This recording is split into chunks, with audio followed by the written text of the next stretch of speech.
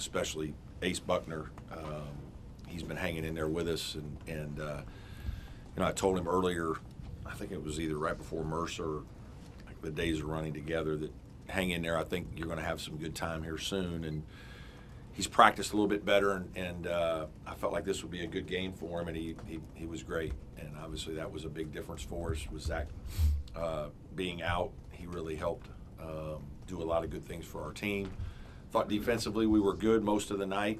Obviously Michi's a terrific player, and he was the guy we were trying to really do a good job on. Our guys were alert to that, and if we'd have made some free throws, it probably would have been a little bit more relaxing ending. But this is a good win, another quick turnaround after the Mercer and BYU games. It's a lot in a short amount of time, and just proud of the way our guys responded. Questions? It seemed like Ace was really putting his head down, getting to the basket, driving well, but he was finishing. Yeah. How much can that do for his confidence? Yeah, I think it does. I mean, he's a strong guard, plays with great leverage, and has the ability to do those things. And some of the way they play, you're going to be forced to drive the ball some like that. They're staying home on a lot of three-point shots and limiting your threes. So they're challenging you to finish those tough plays, and he was good enough tonight to be able to do some of that. So that was good, and certainly big momentum for him. He'll build off that. Zach Foster, do you have any idea? I don't know. He's going to get an MRI tomorrow, and we'll know more then. Was it an ankle or knee? Knee. Okay. How about was that groin? Or? I think it was a groin, or I don't know. I'm sure there's a fancier word that they said in there that I didn't really listen to, but they think he'll be fine in a couple days. As great as Ace was, a little bit of a learning moment for them. And then when he got his own rebound down there at the end. Yeah, there's a lot of those in these games for our team. Yeah, he needed to bring that one back out, but I'm sure when you're playing as well as he was playing tonight, he felt like he was going to make that one. He also had 6 defensive rebounds, which was huge. So he was playing both sides of the ball very well. Talked about Ace practicing better. I guess what were you saying in practice? Just the same things. I mean, he's a confident kid. It's ironic, in the Mercer game, he actually made a defensive error or two early, and that kind of sat him over there longer than he would have liked. I planned on letting him go a little bit, but then the game was not going well for our team. He made a critical error, gave up a 3 on something that we practiced for 2.5 days, and it just, you can't do those things. Like, we can't have those kinds of mistakes. It was one of the main things in the scouting report, and hopefully he learns from it. And obviously tonight he was terrific, and we needed him, and he's a good player. I mean, we have a lot of confidence in him, and he's just a freshman, so very bright future. Over the course of the whole season, you play a lot of big games, but where does this one kind of play out in that, and to rebound from the way last year's game finished? Yeah, no, obviously it's a big win, and it becomes a little more challenging with first time maybe in I don't know how many years we don't have a South Carolina kid on our roster, and so and you have so much turnover in your rosters. Lamont and I talked about it a little bit, like that the rivalry for kids that are just getting there isn't, maybe you're kind of selling it a little bit yourself as the coach. Now you come out and there's a great crowd, that helps, right? Let everybody know how important the game is. But it was a good win against our rival, an in-state one that'll make a lot of Clemson people happy this week and throughout the year, and the coaches too. So that's great, and but then it'll be on to the next. Like Cincinnati's right around the corner. On to Cincinnati. Carter had a really good game except for the free throw line, kind of an aberration for him. Yeah, I hope so. I mean, he's been shooting the ball much better. Sometimes it gets in your head a little bit. He had a couple that looked really good and just kind of hit back iron and bounced around. But more importantly, it was just he did some good things late in the game in ball screen defense.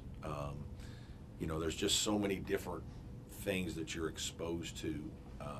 And a guy like that coming up in levels, the physicality, the finishing at the rim, sometimes just catching the ball with all the pushing and shoving with heavy people, elbows in your back, and then you got to try to finish. And, I think the other thing is there's a wearing effect. Like, you're tired.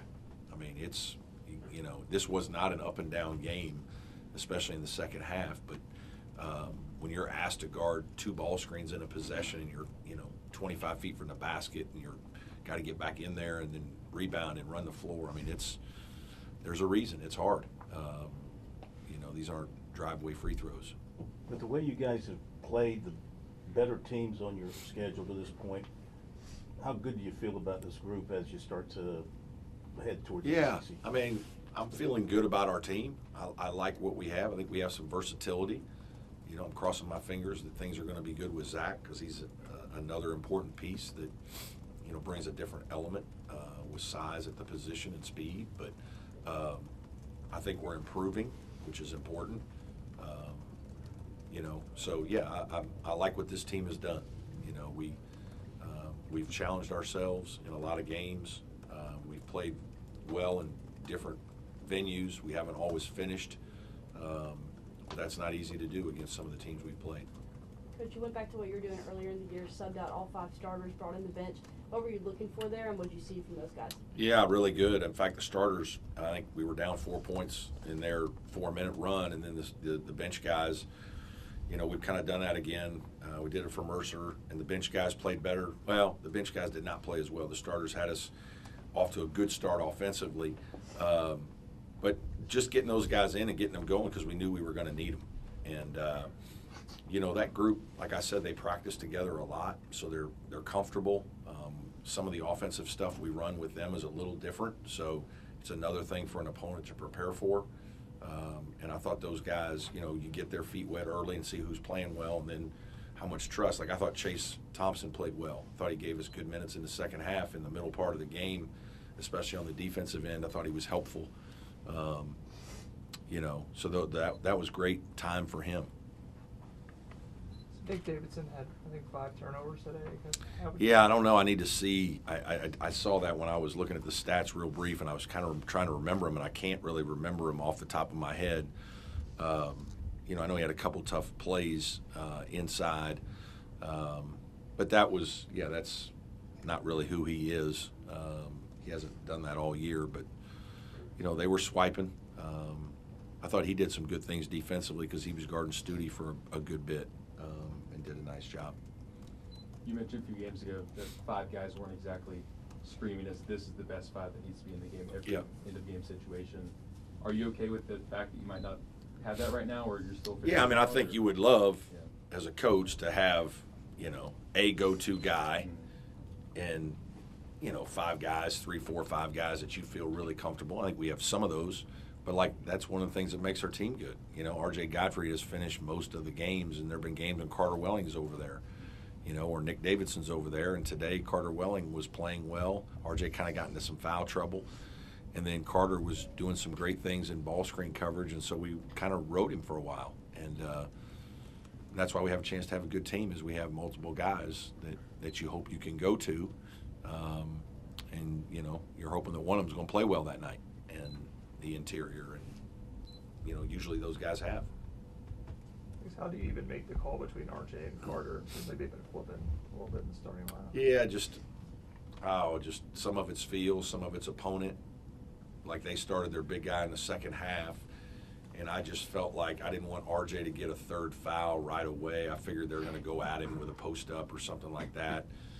It happened to us in Georgetown in the first half of one of the early plays, and I just, it was just a gut, like, hey, let's go with Carter right here and put size on size, and I think it was good, and to Carter's credit, he really responded.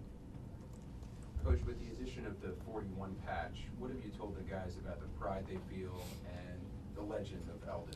Yeah, we've talked about it a little. We haven't gotten into it, in crazy depth. It's like this has been a lot for our players here these last couple days. Just everything just keeps flipping with finals and then game preps and meetings to get ready for games but obviously we have talked about him being a Little John legend, and I think they know that he was a pretty doggone good NBA player.